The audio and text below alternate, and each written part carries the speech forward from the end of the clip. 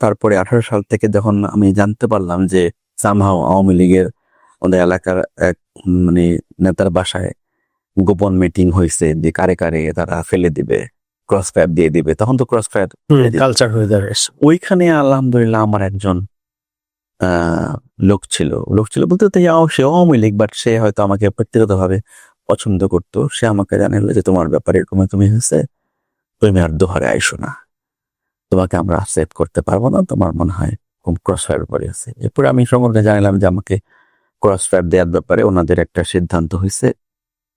সংগঠন আমাকে বললো যে তুমি দেশ ছেড়ে চলে যাও, বাংলাদেশে আর থাকার কোনো সুযোগ নেই। তারপর থেকে আমি দেশের বাইরে যাওয়ার জন্য ট্রাই শুরু করলাম। দুবাই গেলাম, ফিলিপাইনে গেলাম, চায়না গেলাম, অনেক জায়গায় গেছি যে কোনো জায়গায় গিয়ে সেটেল হওয়া যায় কিনা, বা কোনো ব্যবসা বাণিজ্য। আমি তো চাকরির অভিজ্ঞতা নেই, ব্যবসা করছি, ব্যবসায়ী করতে হবে।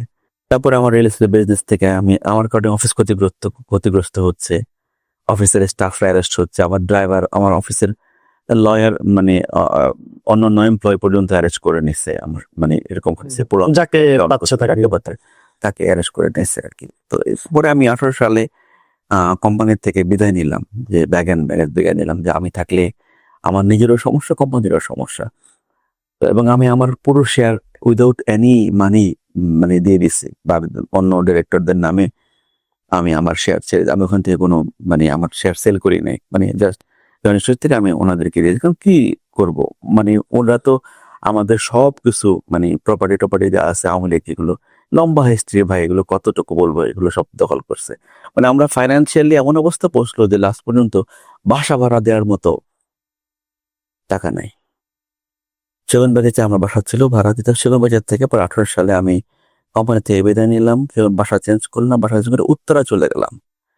এবং সেখানেও আমার নিজের নামে বাসা ভাড়া নিলাম না, অন্য একজনের বাসা ভাড়া নিলাম। নিজের নামে বাসা ভাড়া নিলেও অপার খুঁজে বের করে ফেলবে, নিজের নামে মোবাইল ব্যবহার করতে পারতাম না, খুঁজে বের, ফেসবুক ডিঅ্যাক্টিভ করে দিলাম।